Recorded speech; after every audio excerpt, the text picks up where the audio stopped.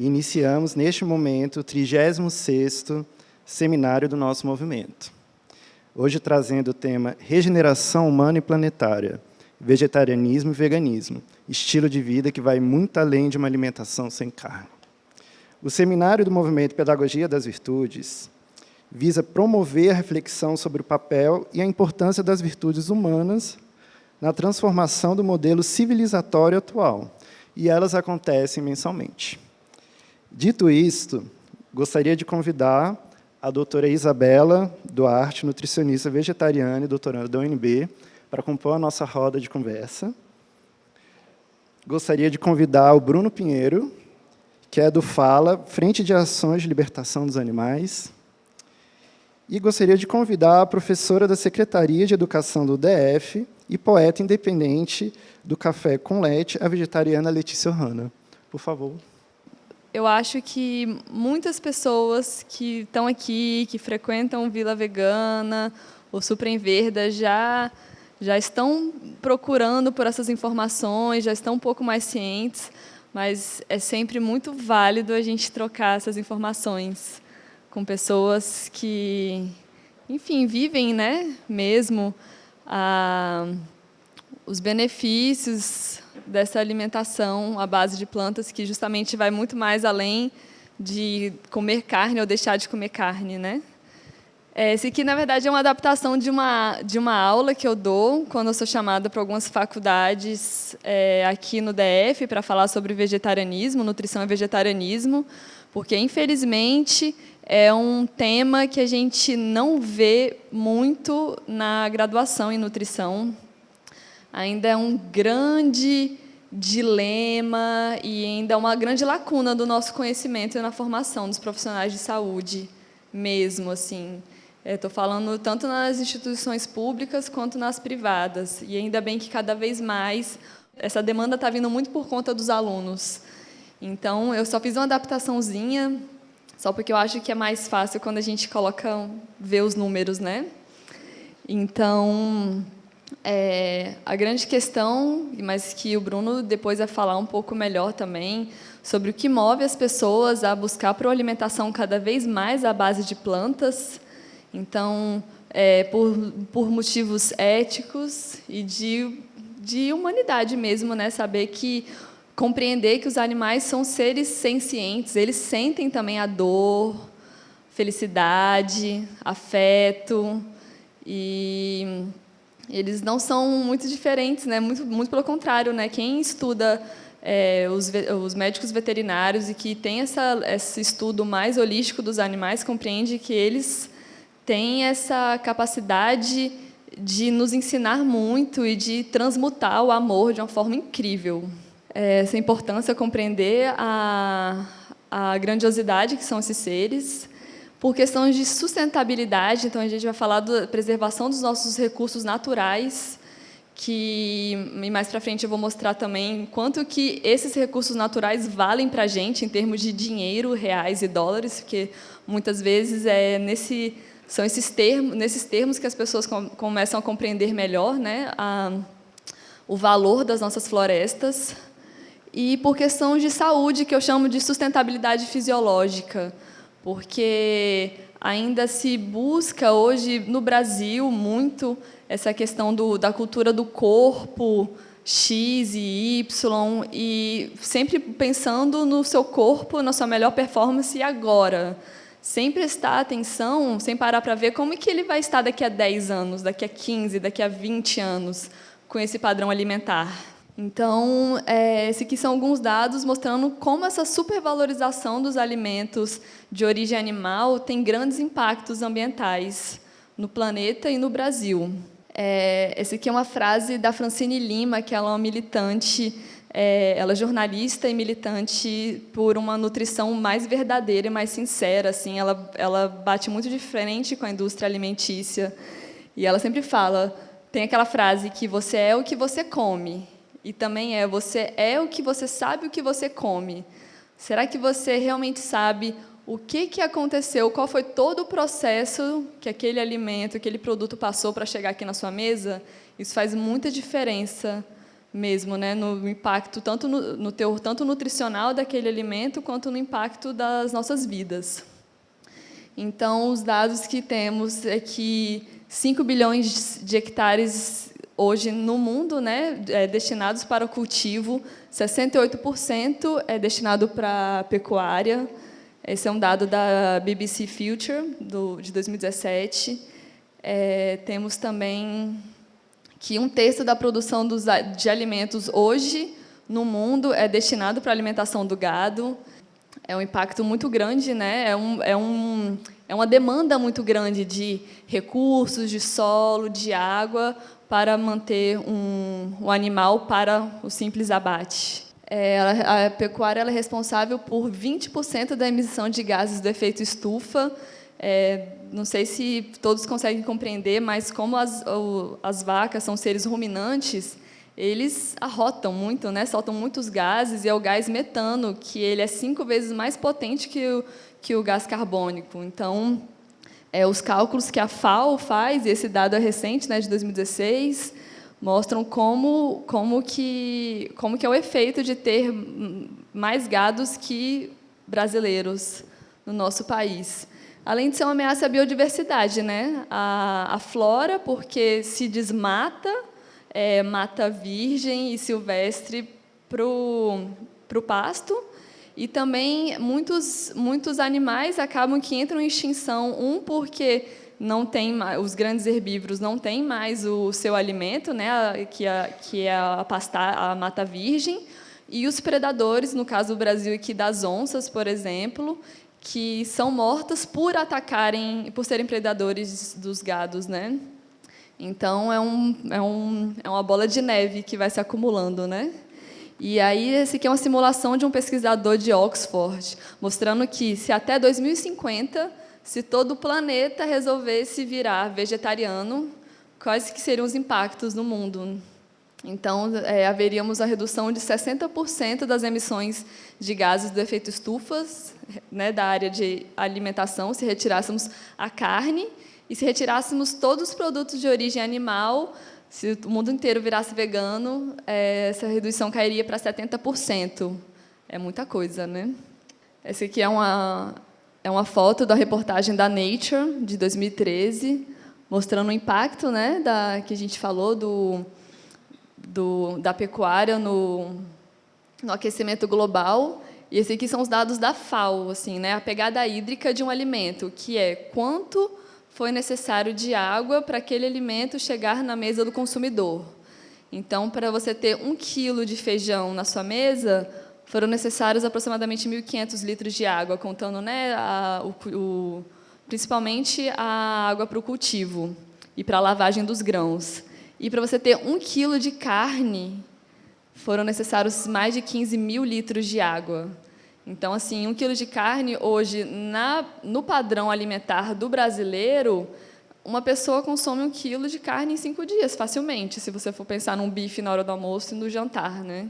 Então, é um impacto grande, são mais de 15.000 litros de água por indivíduo em 5 dias, ou às vezes até menos. Então, e aqui também é um documentário, muitos desses dados estão nesse documentário holandês, não sei se vocês conhecem, que é a Meet the Truth, eu acho que, não sei como é que é o nome em inglês, em português, que é um documentário holandês, que é o documentário holandês aqui. Aqui é uma verdade mais que inconveniente. Aí mostra que justamente o impacto do aquecimento global, não só pela emissão do gás carbônico de indústrias e carros, etc., mas vindo grande parte da pecuária, e isso é algo que não se é discutido. Inclusive, nesse documentário, que é holandês, fala da problemática do desmatamento do cerrado brasileiro para o mundo, né? Que eu vou falar aqui um pouquinho mais para frente. Então, esse aqui é um artigo bem bacana, de 2005, de uma equipe lá do Rio Grande do Sul, que eles avaliaram a pegada hídrica dos restaurantes universitários, né? E aí eles avaliaram que a pegada hídrica, que não falei, quanto foi necessário de uso de água para aquele alimento chegar ali até o consumidor.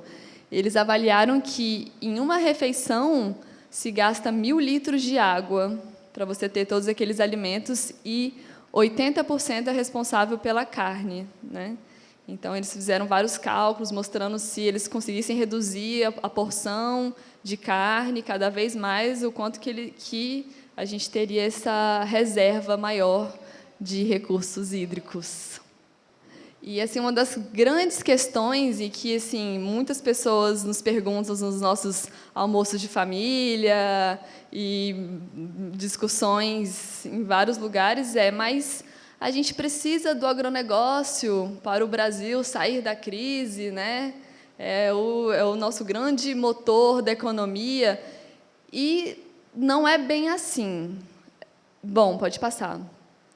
Bom, a gente sabe que a gente arrecada em cerca de 100 milhões de dólares por ano com exportação desses produtos agropecuários, mas, ao mesmo tempo, nós temos muitos outros recursos que não são contabilizados, né? E, então, esse aqui é de na verdade, é um vídeo muito bacana que está no YouTube da equipe do Observatório do Clima, bem didático, mostrando como, se a gente for contabilizar quanto que a gente ganha mantendo as nossas florestas de pé, em vez de desmatar para o agronegócio, quanto que a gente ganha, né? Então, eles pegaram os dados de um estudo da Nature, que saiu na Nature de 2018, do ano passado, e viram que se tem mais ou menos $700 por hectare de floresta em pé, contando assim tudo que ela fornece para de água, de solo, de manutenção do clima. Ele mostra aqui como que o valor das florestas, no caso do Brasil, a gente consegue arrecadar R$500 bilhão por ano, que, na verdade, são valores que a gente não contabiliza, né? Porque é a mãe natureza que fornece para a gente. Mas, se a gente fosse pagar mesmo por todos esses serviços ecossistêmicos, o Brasil tem de riqueza R$500 bilhões por ano, mantendo as nossas florestas intactas. Mas também os produtos da floresta que ele cita, né? Borracha, óleos medicinais, sementes, castanhas, açaí, etc., que hoje, que é uma área que ainda não é muito explorada, ou não se tem muitos estudos justamente para pensar em formas de melhora da produtividade nessa área de produção, ainda assim nós arrecadamos cerca de R$1,5 bilhão por ano com esses produtos da floresta. Então, dá para entender bem a importância de, cada vez mais, preservarmos a nossa biodiversidade, mesmo em quem vem falar em dinheiro, em reais, né? Bom, e esses aqui são alguns artigos que eu trago, porque, ainda assim, se tem muitos questionamentos sobre, poxa, mas e a carne? Ela não é tão importante para a saúde? Nós só sobrevivemos, a nossa espécie só sobreviveu graças ao consumo de carne, o aumento do nosso cérebro foi devido a isso? Bem, existem algumas hipóteses e que, óbvio que não podemos refutar nenhuma delas, mas uma coisa é clara, hoje, a forma que nós evoluímos e a forma em que nos alimentamos e a forma que nós vivemos hoje não é sustentável manter uma alimentação à base de carne. Então, isso aqui são vários estudos, assim, estudos populacionais, acompanhando mais de 100 mil pessoas, e são coortes. Coortes é quando você acompanha aquela população durante 10 anos, 20 anos, e vê o impacto dos hábitos alimentares, dos hábitos de vida dessa pessoa depois desse tempo todo, né?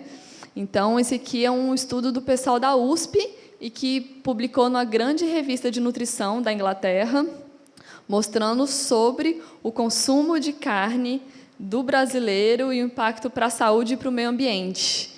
Então, eles avaliaram que 80% da população consome mais carne que a Fundação de Pesquisa em Câncer preconiza. E o Centro-Oeste é o líder nesse consumo. Então, e aí depois eles fizeram também o quanto que é o impacto disso para o meio ambiente, né?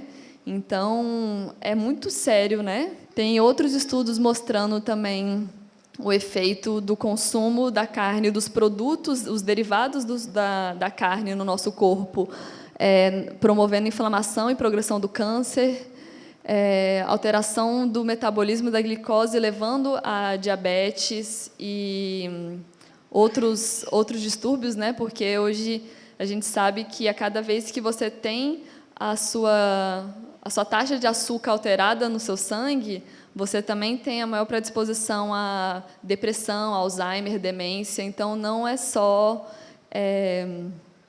acaba que é uma desregulação que acomete várias outras doenças também, né? Acarreta várias outras doenças. Então, diversas coortes mostrando sobre o aumento da taxa de mortalidade nessas pessoas. Então, enfim, artigo e dado científico não faltam para falar sobre como não está sendo sustentável esse consumo de carne hoje no Brasil e no mundo. E aí traz as nossas soluções, né?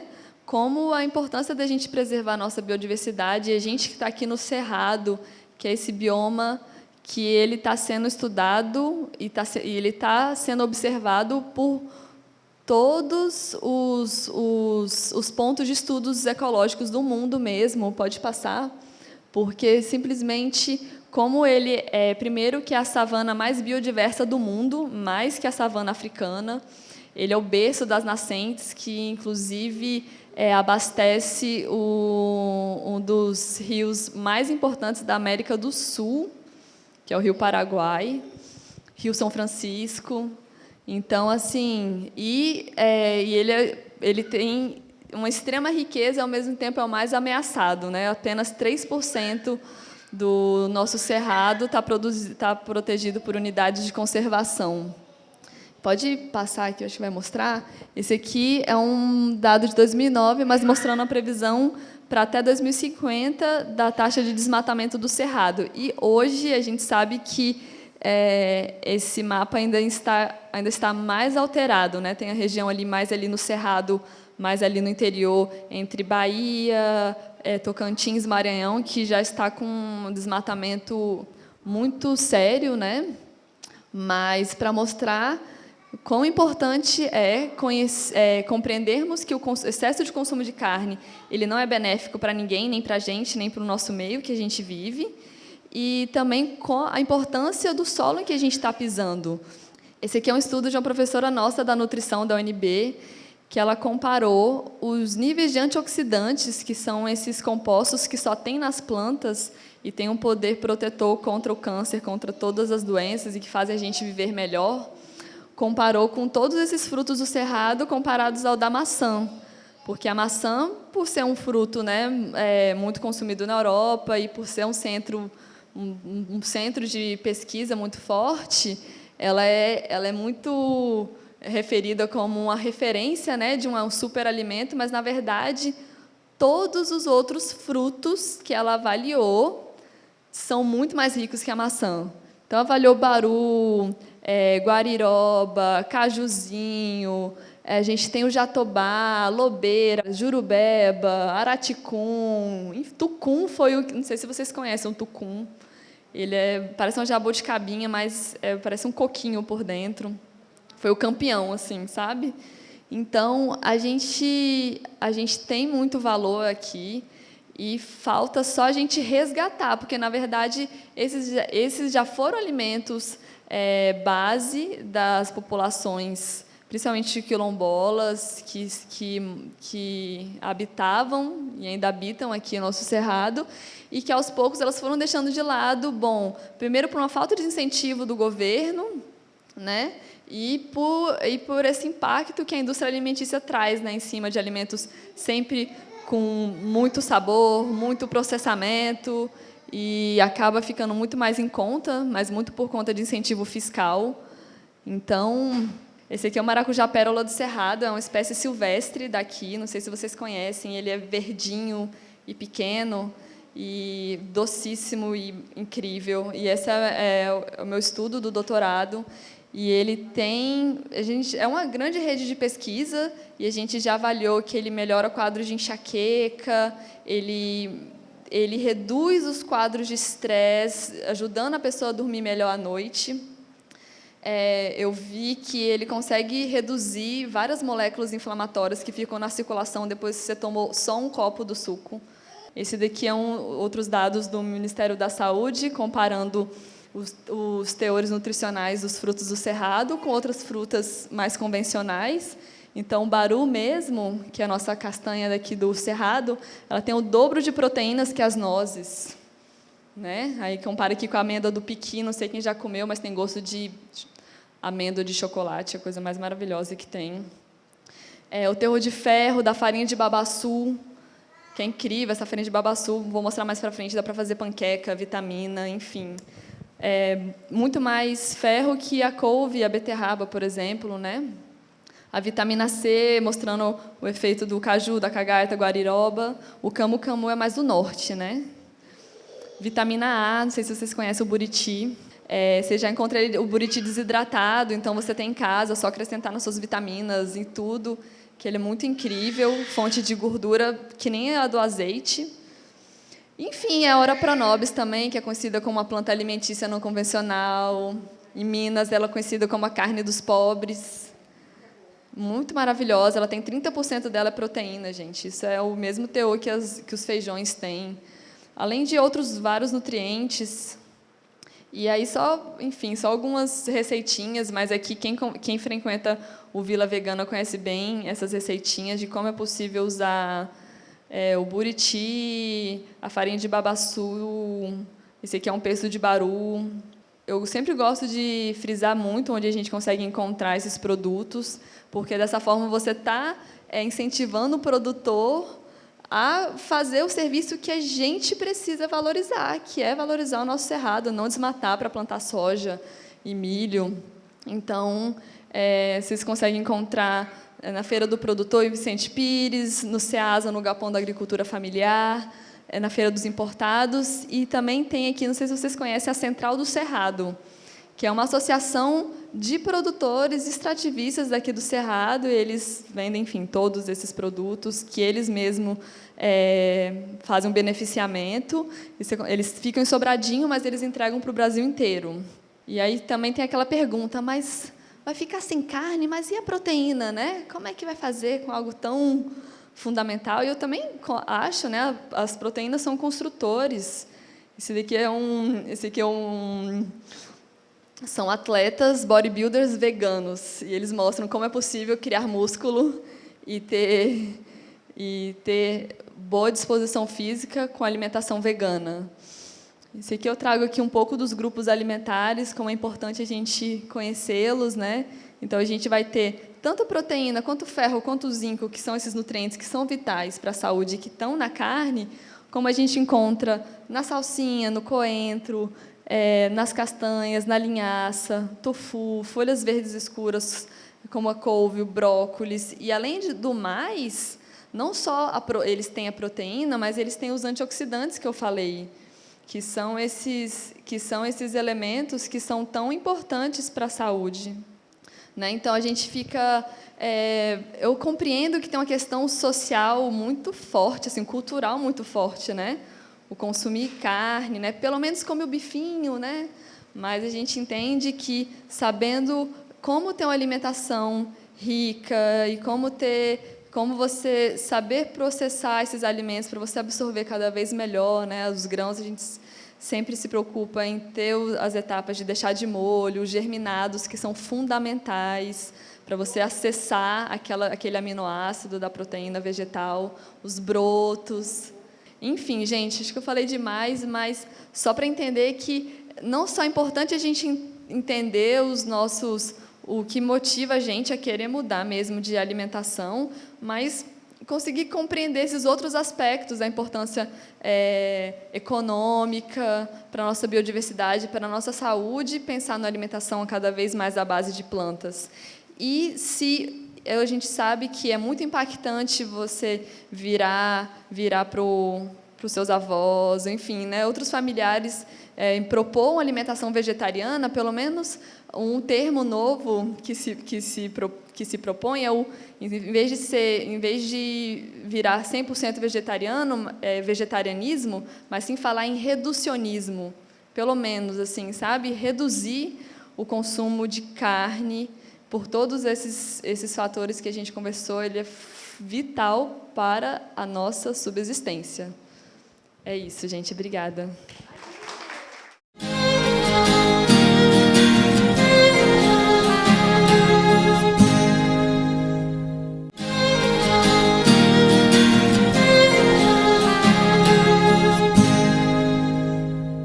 Primeiro, eu quero parabenizar a Isabela.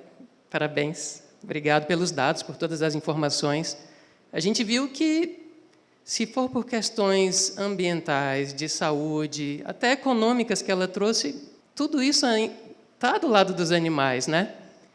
Então, não tem muito para onde correr. Mas eu quero aproveitar esse momento aqui para trazer o ponto de vista desses animais de outras espécies, né? Que eu acho que é interessante a gente olhar com o olhar deles e delas lá, para poder entender o que é que estão passando por lá, né? Eu vou tentar trazer um pouco do processo que eu vivenciei, para que, de alguma forma, eu possa conduzir vocês nessa viagem. A gente vai tentar fazer uma viagem agora. Foi uma viagem muito profunda que aconteceu comigo. Eu vou ver se eu consigo levar vocês nessa viagem junto, né? Até eu vou fazer 37 anos agora, até os meus 28 anos, até os meus 26 anos, eu não tinha relação alguma com animais de outras espécies. E eu sou bem sincero, e não tenho por que ficar mentindo. Até os meus 26 anos, se eu fosse à casa de alguém, de alguma pessoa, algum amigo ou amiga, e tivesse um cachorro na sala, eu falava para prender o cachorro para eu poder entrar. Então, esse era eu. Para vocês verem como as coisas são possíveis de serem transformadas, né? Eu só almoçava em churrascaria. E eu tinha, de certa forma, preconceito em entrar num restaurante vegetariano. Eu não entrava. E as coisas foram mudando comigo. E uma grande e primeira mudança foi com um filme que eu assisti. E aí muita gente chega para mim e fala: eu sei qual foi esse filme, é aquele que tem sangue, né, que tem muita morte e tal. Não foi esse. Eu vi um filme muito, aparentemente, inocente, né, chamado Marley e Eu, que é um filme de um cachorrinho que é adotado por uma família, cresce naquela família, as crianças vão nascendo, e ele faz a passagem dele, com as crianças já tinham ali seus 10 anos de idade, e a família precisa enterrar esse cachorrinho. E eu vi esse filme no cinema, em 2008. E vou falar uma coisa para vocês, eu fui a única pessoa que não chorou. Porque, para mim, era uma coisa que estava fazendo a passagem, né? Não era nem passagem, era uma coisa que estava se tornando imóvel para sempre ali. Mas muita gente chorou no cinema, mães de família, pais de família, soluçando de tanto chorar, e aquilo deu um nó na minha cabeça, porque eu fiquei sem entender que tipo de insensibilidade era aquela que eu tinha, né? E eu saí dali com uma mensagem me alertando, que dizia: convive com um animal de outra espécie, né? Você vai até a casa das pessoas e pede para prenderem os animais para você poder entrar. Se dê a oportunidade de ver o quão mágica está parecendo ser essa relação com animais de outras espécies, né? Todo mundo aqui chorando, só você que não está entendendo o que está acontecendo. E isso deu um grande nó na minha cabeça.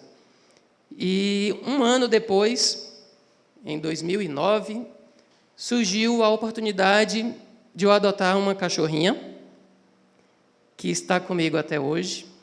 É o grande símbolo assim, do trabalho que eu passei a desenvolver a partir disso, né?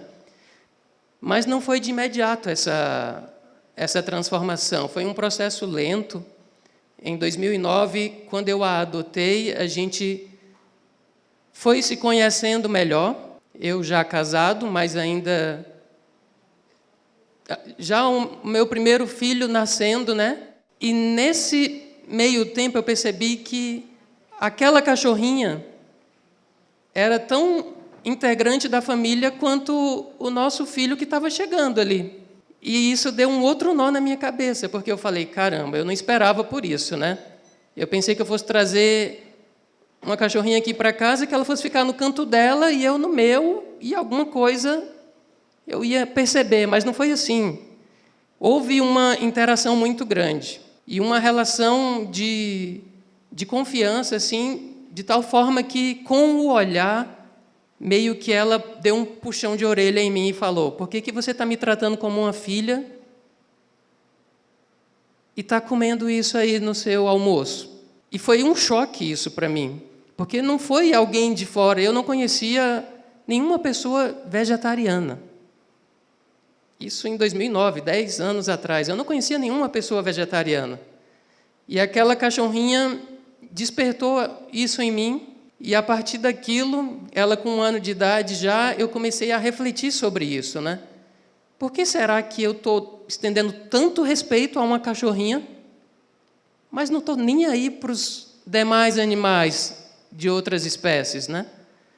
E eu fui pesquisar sobre isso. E eu confesso a vocês que a primeira coisa que eu fiz foi mandar um e-mail para todos os meus familiares, os meus amigos, as minhas amigas, mandei para todo mundo e falei assim, olha, me convençam a continuar comendo carne, porque minha consciência está começando a pegar no meu pé aqui. E foram 3 meses, esse processo durou 3 meses. E quanto mais vinham argumentos, esses argumentos, com as pesquisas que eu fazia, se tornavam muito frágeis. Foi o que a Isabela trouxe aqui, um argumento de que a gente precisa se alimentar de alimentos de origem animal. Não há essa necessidade em nenhum sentido. E diversos outros argumentos. Então, a minha consciência foi me conduzindo para um momento em que não era mais possível eu dizer que não sabia. E aí, naquele dia, eu decidi me tornar vegano. Isso tem 9 anos já. Foi quando a minha cachorrinha completou seu 1º ano de vida. E eu vou explicar para vocês mais profundamente o que fez com que minha consciência falasse, agora você não tem mais para onde correr. Quando você adquire conhecimento, quando você tem acesso à informação, você se torna totalmente responsável por aquilo que você faz. E é essa responsabilidade que eu quero chamar aqui agora. E vou falar o que eu pesquisei naquela época. Eu pesquisei por que eu tenho que estender esse mesmo respeito a outros animais. E aí eu fui atrás de muitos livros e artigos, e como eu falei, não conhecia nenhuma pessoa vegetariana, então eu tive que ir pesquisar. E eu cheguei num autor que, nos anos 70, tinha escrito um livro chamado Ética Prática. E ele falava que, quando a gente vai avaliar os interesses, o nome dele é Peter Singer, quando a gente vai avaliar os interesses de quem quer que seja, a gente não deve fazer isso a partir do pertencimento a um grupo abstrato. Porque avaliar os interesses de um indivíduo a partir do pertencimento a um grupo abstrato foi o que a gente sempre fez na história da humanidade, que gerou as piores tragédias humanas. Foi assim com todas as formas de discriminação da nossa sociedade. É isso que é discriminação. É a gente olhar para um indivíduo que pertence a um outro grupo e simplesmente por isso considerar que ele tem menos interesse que nós em continuar vivos. Essa foi a causa, e continua sendo ainda hoje, das principais tragédias humanas.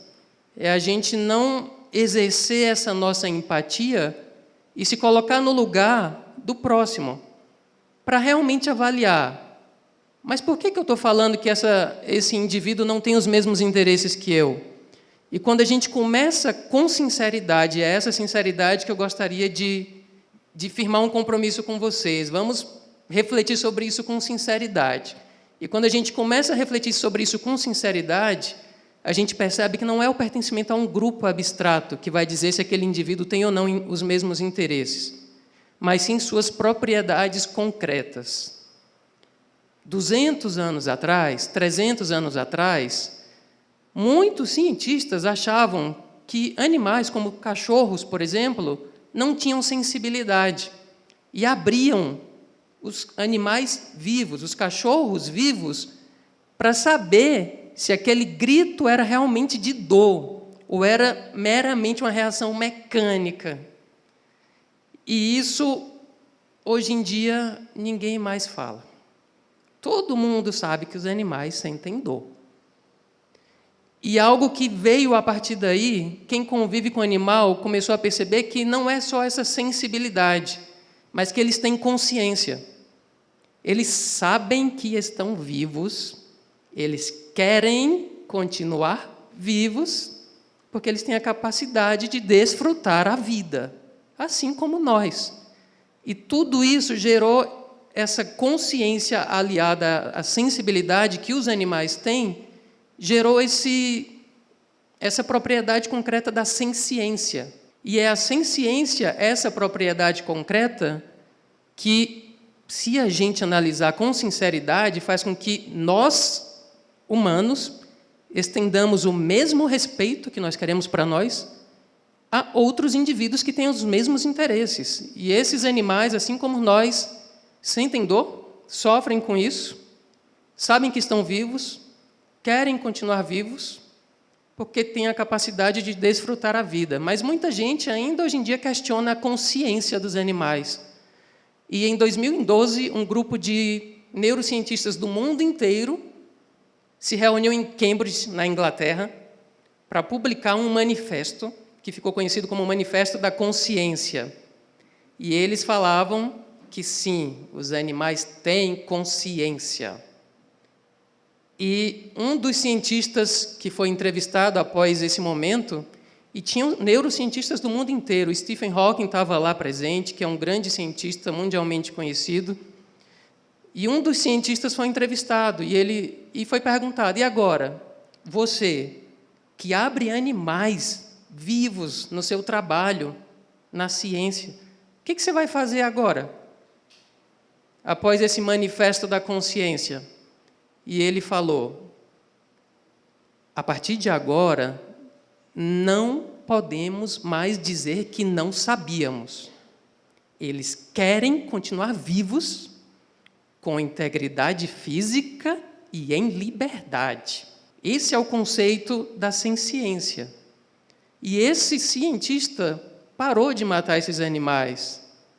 E hoje ele viaja o mundo em congressos vegetarianos e veganos para falar disso. É um neurocientista canadense chamado Philip Law.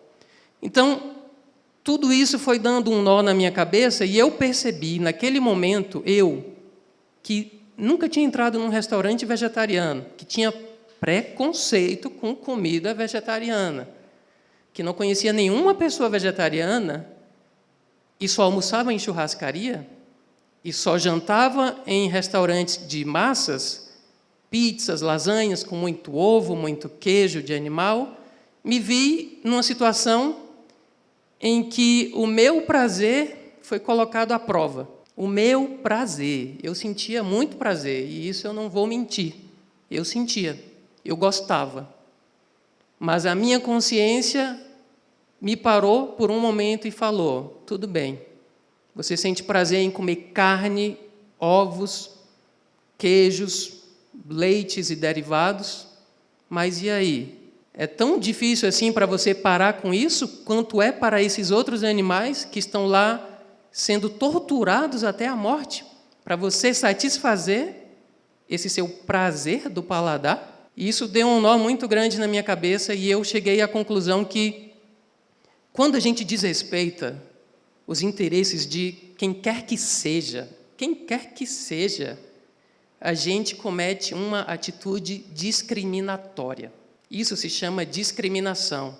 Se alguém, assim como nós, tem o mesmo interesse em continuar vivo, com integridade física e em liberdade, se a gente desrespeita isso, a gente comete uma atitude discriminatória.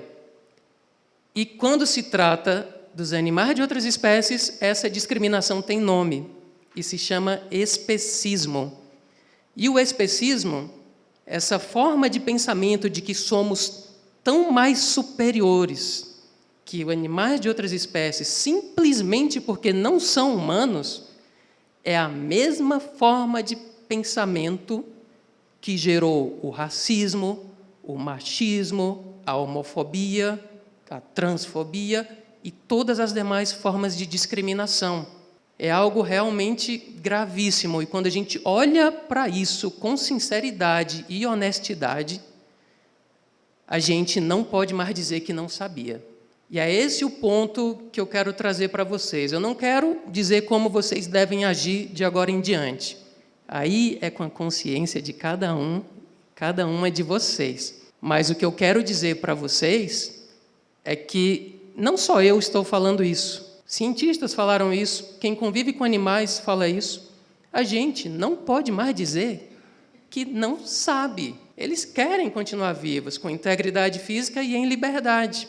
E, a partir daí, eu fui entender que aquele pedaço de carne que eu queria tirar da minha vida é só o começo de toda a história. Eu percebi, por exemplo, que os ovos, os leites e seus derivados, de uma forma geral, trazem consigo toda essa discriminação, porque somos nós, humanos e humanas, confinando animais, ou mesmo que criem soltos, para extrair desses animais produtos para nós. Aqui uma observação interessante, que é muito importante a gente saber. Para a gente ter, por exemplo, acesso ao leite, uma vaca tem que engravidar. Porque só dá leite para o seu bebê. E nesse processo de busca por leite constante, as vacas estão o tempo todo sendo engravidadas artificialmente. E mesmo que não fosse artificialmente, se você se torna dependente daquele produto, vai chegar um momento que você vai se perguntar, tá bom, para atender o meu prazer do consumo do leite, não matei nenhum animal. Mas olha só, não cabe mais nenhum animal no meu terreno, várias gravidezes surgiram e tem vários bezerrinhos machos. Eles nunca vão dar leite para a gente. O que a gente vai fazer com eles? Porque eles estão impedindo que mais bezerros nasçam e suas mães produzam leite. Isso leva a sociedade a um ponto sem saída. Esses animais serão assassinados, e é isso que acontece em qualquer local do mundo. Os bezerros machos, por não darem leite, serão assassinados para que a gente continue bebendo o leite que era por direito deles. É uma das maiores covardias que a humanidade faz aqui no planeta Terra. É impedir um recém-nascido de beber o seu próprio leite materno. E quando a gente enxerga que essa relação de discriminação que a gente tem com animais de outras espécies leva ao assassinato e não tem para onde correr, a gente precisa chamar a responsabilidade para a gente. E foi, por exemplo, o que eu fiz naquela época. Mesmo sem comer nada de salada, eu não comia folha alguma. Alface, não comia. Cenoura, não comia. Verduras, em geral, eu não comia. 90% era carne na minha vida. Os outros 10% era ali ovos e laticínios. E isso deu um nó na minha cabeça. E eu tive que abrir os meus olhos e falar, não, a partir de agora, a minha consciência já está aqui me falando, eu não posso mais dizer que eu não sabia. Então, a partir de agora, nenhum animal de outra espécie, qualquer que seja, vai sofrer, vai ser explorado para quaisquer fins, por minha causa. Nenhum animal será explorado por minha causa. E no que eu puder fazer, e tenho feito ao longo desses 9 anos, de 2010 para cá, eu tenho tentado conversar sobre isso com as pessoas. Porque eu tenho percebido que a libertação animal, que é essa mensagem que a gente leva adiante, é também a libertação humana, é a libertação de toda a dor, de todo o sofrimento que nós, humanos, insistimos em promover para indivíduos que estão em uma situação de vulnerabilidade, que não estão conseguindo se defender. E nós, por nos acharmos tão mais superiores, tão mais fortes, nos vemos no direito de explorar aqueles mais vulneráveis, quando, na verdade, o nosso pensamento deveria ser o contrário. Nós, por estarmos numa situação privilegiada em relação a animais de outras espécies, nós deveríamos nos ver no dever de proteger esses animais, porque eles e elas não estão conseguindo se defender. A gente precisa chamar a responsabilidade para a gente, para acordar a humanidade, para que, enfim, os animais possam dormir em paz. Eles não conseguem dormir em paz. E esse mesmo pensamento que me levou a me tornar vegano de um dia para o outro, foi um processo longo antes disso, mas quando eu decidi que minha consciência me colocou contra a parede, naquele dia em diante, nunca mais nenhum animal sofreu ou foi explorado por minha causa. E eu passei a enxergar isso como um problema humanitário, porque essa discriminação que a sociedade tem com animais de outras espécies, como eu falei, tem a mesma base de raciocínio das discriminações entre humanos. E hoje eu tenho um trabalho acadêmico, estou cursando um mestrado na Cátedra de Paz da Unesco, na Universidade de Innsbruck, na Áustria. E lá eu estou apresentando um conceito que é a evolução do conceito de direitos humanos, que são os direitos animais. E direitos animais, eu deixo isso muito nítido lá. É hoje o conceito de justiça social mais completo que existe no planeta Terra, porque ele não exclui os humanos do seu campo de abrangência. Pelo contrário, ele se coloca de uma forma a superar todos os tipos de discriminação na nossa sociedade. E ele olha para a sustentabilidade, que a Isabela bem trouxe aqui, como um campo dos direitos animais, porque nós precisamos cuidar de todo esse ambiente onde nós estamos inseridos. É por nós. Então, direitos animais, ele vem como uma evolução do conceito de direitos humanos, porque ele ultrapassa essa fronteira do antropocentrismo. É uma fronteira discriminatória. E ele inclui a sustentabilidade em todas as suas dimensões, e a ambiental é só uma das dimensões da sustentabilidade.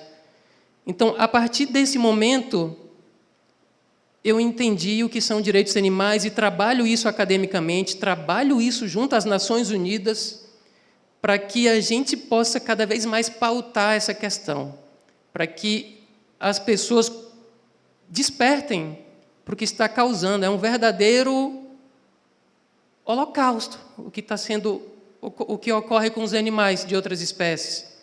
A gente está exterminando toda uma nação e a gente não percebe.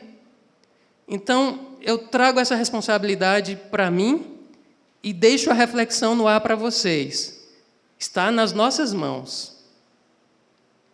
A paz que a gente tanto quer ver no mundo, ela está nas nossas mãos. A harmonia, ela está nas nossas mãos. Todo o bem-estar que a gente tanto espera, uma sociedade pacífica, começa com a gente. A gente jamais vai conseguir mudar fora sem mudar dentro. Ou a gente parte dessa mudança interior, ou não espere que outras pessoas façam isso, se nós próprios e nós próprias não damos o exemplo. Então, que, como já disse Gandhi, que sejamos nós a mudança que a gente quer ver no mundo. É isso, pessoal. Obrigado.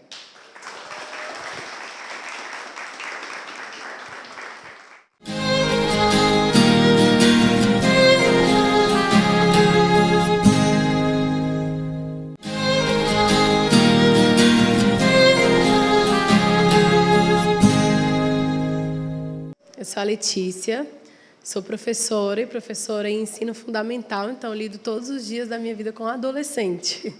Essa é a minha rede de influência. E eu estou muito feliz e agradeço muito o convite para participar desse seminário, para contar um pouco da minha experiência. Isso me faz acreditar que toda experiência, por menor que seja, ela tem sua importância. Isso me deixa realmente muito feliz. Primeira coisa é que, normalmente, eu não gosto muito de falar quanto tempo eu parei de comer carne, porque quem está nessa fase de 1 ano é bombardeado para tentar voltar para a condição de vida que tinha antes. Parece que... Eu não sei o que acontece muito com as pessoas, mas quando alguém fala assim, só 9 anos vegano, todo mundo, não, legal. Não, quanto tempo você parou de comer carne? Não, 1 ano. Não, já vai passar essa fase aí, você vai desistir. Então, assim, normalmente eu falo, não, só há tempo suficiente para não querer mais voltar. E, na minha história de vida, eu não dava prejuízo em churrascaria, eu também não era uma pessoa que rejeitei carne desde que eu nasci. Era uma pessoa comum, como vários brasileiros, que encaram a carne mais do que algo que gosta de comer, mas que é algo que está, de uma forma cultural, no seu prato todos os dias. E eu sempre fui uma criança, uma adolescente muito crítica, então eu pensava muito a respeito das coisas. Mas a gente sempre é convencido, de uma forma muito prática, a não refletir sobre aquilo que traz algum tipo de incômodo. Então, eu sempre me questionei, desde muito criança, assim, me questionava, nossa, mas, poxa, eu estou comendo esse bife aqui, mas era uma vaquinha e tal, eu ficava assim, sentida, mas ignorava completamente. Mas, de uma forma muito impressionante, todas as vezes que eu vinha alguma receita, ou que eu ia a algum festival, sei lá, um churrasco e tudo mais, eu olhava e ficava com aquela coisa. Tinha algo que incomodava, tinha algo que feria. Mas eu sempre ignorava, porque na minha casa, na minha família, eu sou a primeira pessoa vegetariana. Eu também não tinha pessoas para me dar suporte, para conversar sobre o assunto. Na verdade, não. Carne era cultural e carne também era sinônimo de fartura. A minha casa só é farta se tiver aquele prato bem brasileiro. Arroz, feijão, batata frita, o bife. Então, eu sempre ficava me questionando. Nossa, será que vale a pena? Mas ignorava facilmente. Acontece que, assim, eu lembro que quando eu era adolescente, durou um tempo até, que alguém me chamava para ir para um churrasco, eu não ficava feliz, eu ficava angustiada, porque para comer de conversa, aquele cheiro de churrasco para mim é algo pavoroso. Eu ficava pensando que meu cabelo ia ficar cheirando a fumaça, falava, nossa, mas aquele lugar abafado, aquele cheiro de fumaça, eu não gostava tanto, não. Mas também ignorava. Acontece que, há 1 ano, eu sou cristã, né, e como cristã eu gosto muito de ler a Bíblia. E eu estava meditando na carta aos Romanos, né, onde o apóstolo Paulo ele falava, está dando uma série de orientações ao povo de Roma, e, de repente, teve um versículo que saltou aos meus olhos, eu falei assim, uau, que diz o seguinte, a natureza aguarda com grande expectativa a manifestação dos filhos de Deus. Eu estava lendo tranquilamente, quando esse versículo veio, eu falei, caraca, a natureza aguarda com muita expectativa. Em outras traduções, eles colocam que a natureza aguarda como uma mulher em dores de parto a manifestação dos filhos de Deus. E eu fiquei, meu Deus, peraí, eu sou filha de Deus, a natureza está me aguardando. Nossa, que lindo. A natureza está me esperando, eu vou lá e acabo com a natureza. Que traição que a gente faz com a natureza, né? E aquilo ali me deixou muito comovida. Eu lembro que eu chorei muito. Eu falei, meu Deus, mas se a natureza está me esperando, eu tenho que fazer alguma coisa para proteger, para ser parte disso, para mostrar que eu também faço parte da criação e que nós somos parte desse conjunto maior, pensado, articulado, chamado a criação. Eu não posso mais encarar um animal como algo que eu possa extrair alguma vantagem dele, seja como meio de locomoção ou como um meio de satisfazer o meu prazer, né, no paladar. Eu não posso mais encarar dessa forma. E aquilo ali, eu realmente fiquei refletindo muito tempo, mas, assim, falava, não, eu vou parar. Eu sei que eu vou parar de comer carne, isso vai acontecer, mas eu quero que aconteça de uma forma muito natural. Eu não quero radicalizar, eu quero ir tranquila e decidi isso. Daí teve um movimento que a igreja que eu faço parte até promoveu, que é um propósito que você fica 21 dias sem comer carne. Na verdade, você não come nada de origem animal, nem farinha branca e tudo mais. Eu falei, nossa, vou já experimentar, fazer parte disso. E entrei nesse jejum de 21 dias. Mas foi muito lindo, assim, porque quando acabou o 21º dia, eu falei assim, eu não quero mais comer carne. E eu lembro que eu sempre comentava com os meus pais, falava, não, esse dia vai chegar um momento que eu não vou querer mais não vou querer mais comer carne. E minha mãe falava, filha, segue seu coração e tudo mais. Quando a minha mãe viu que estava chegando o final desse jejum, ela já olhava assim para mim, e aí, como é que você está se adaptando? Eu falava, não, estou tranquila. A primeira semana foi pavorosa, eu senti na pele o que é uma abstinência de carne, não gosto nem de lembrar. Mas foi passando o tempo. Quando chegou nesse 21º dia, eu reuni minha família, falei, olha, tomei uma decisão, eu não quero mais consumir carne, mas eu quero parar devagar, eu não quero me prender, porque eu também não quero fazer nada de uma forma radical, porque eu quero que seja leve. Mas mesmo com leveza, e mesmo falando assim, não, eu vou de uma maneira bem tranquila, eu vou tirando a carne vermelha primeiro, não, acabou que eu parei tudo de uma vez. Na época eu falei, não, vou continuar com peixe para ver, para me adaptar, mas em pouquíssimo tempo, questão de semanas, nem o peixe eu queria mais comer. E a parte mais linda desse testemunho é que a minha família, que é completamente consumidora de carne, eles me dão um suporte sobrenatural. Eles me dão muito suporte a ponto de me defender por outras pessoas. Porque quando alguém chega lá, não, mas a sua filha não come carne. Não, ela não come, ela não gosta, a gente respeita. A minha mãe é uma pessoa que ela me acompanha a feiras, ela pesquisa receita comigo. Então, essa rede de apoio dentro da minha casa foi muito legal. E isso me levou a vários entendimentos. Comparando quem eu sou hoje com hábitos de um ano atrás, eu fui percebendo o tanto de absurdo que a gente coloca no nosso cotidiano, que parece ser tão natural.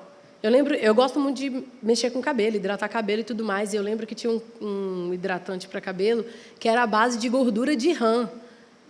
E eu ficava assim, quando eu parei, alguém perguntou em outro momento, mas o que você faz com o seu cabelo? Meu Deus, eu usava um creme que era a base de gordura de rã, que absurdo.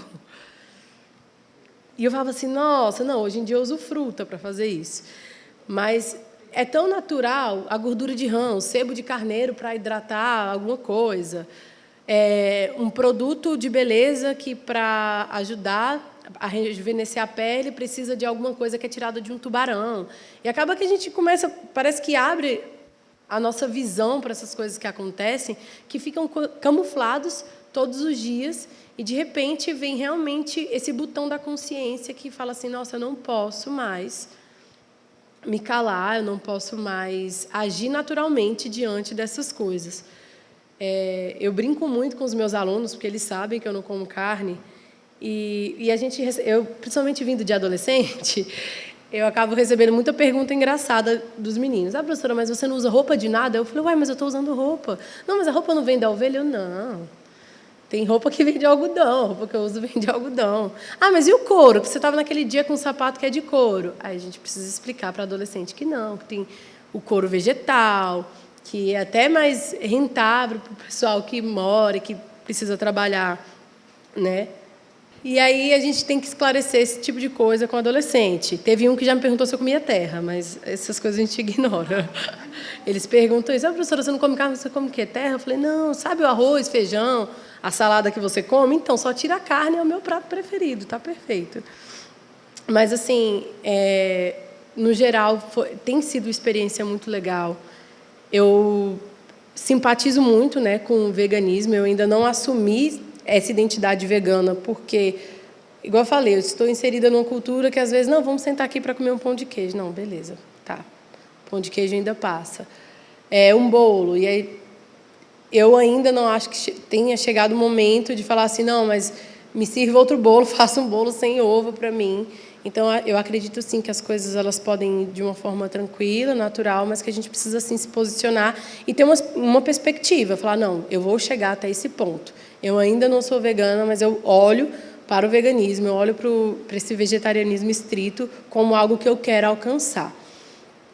E uma outra conversa, assim, falando sobre a natureza ser parte, eu me sentir parte da natureza, eu estava lendo um estudo que falava exatamente, é um estudo antropológico que fala sobre o ser humano que se identifica com a natureza como sendo parte, eu acho que o nome é comunalismo, e falava exatamente, estudam pessoas que falam assim, não, eu sou parte desse rio, eu sou parte desse bioma, eu sou parte dessa população de animais. E exatamente quando a gente se sente parte, quando o ser humano chega nesse nível de se sentir parte da natureza, se sentir parte desse meio ambiente, a gente não quer mais agredir, a gente não quer mais explorar, escravizar algo que faça parte do que nós somos. E hoje em dia eu não consigo mais ignorar o fato de que eu sou parte desse todo chamado criação. E a partir do momento em que a gente entra nesse caminho de compaixão, de amor e de empatia, é muito complicado você voltar atrás. Um novo universo, um novo horizonte é aberto diante dos seus olhos e você começa a pensar que você consegue viver de uma forma excelente, com abundância, em plenitude, sem precisar retomar alguns hábitos que eu tinha, por exemplo, há 1 ano. Então, nesse 1 ano de experiência, eu me sinto muito realizada. A gente sofre desafios, as pessoas querem perguntar da proteína, querem perguntar, mas você faz acompanhamento com médico, nutricionista? Sim, eu faço, está tudo certo, a saúde está tranquila.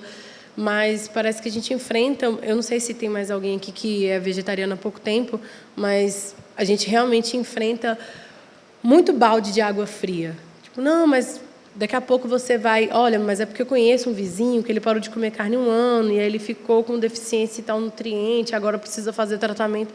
Não, isso não vai acontecer comigo, eu tenho certeza.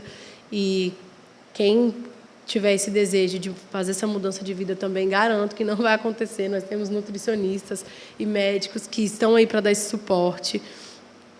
E é um caminho sem volta. E eu agradeço muito, eu sou muito feliz, muito satisfeita por esse caminho sem volta que eu decidi trilhar. Não pretendo voltar atrás, não vou voltar atrás. E eu acredito muito nessa mudança de consciência, nessa mudança de mentalidade, e no poder que tem por trás de um estudo, por trás de uma pesquisa, onde você começa a observar que todos aqueles mitos, na verdade, não fazem mais parte da sua vida, porque você consegue, sim, ter uma vida completamente saudável, completamente tranquila, e consegue sentir prazer em outros alimentos que você, em outro momento, sentia na carne. Ou nem sentia tanto, né? Porque, para mim, era realmente algo bem cultural. Esse é um pouco do meu testemunho. Não sei se eu tenho tanto a acrescentar, mas eu me sinto realmente privilegiada e muito feliz de compartilhar um pouco dessa história de 1 ano em que eu decidi trilhar esse caminho de amor, de compaixão, de empatia, de saúde. Eu sou muito feliz por isso. Muito obrigada.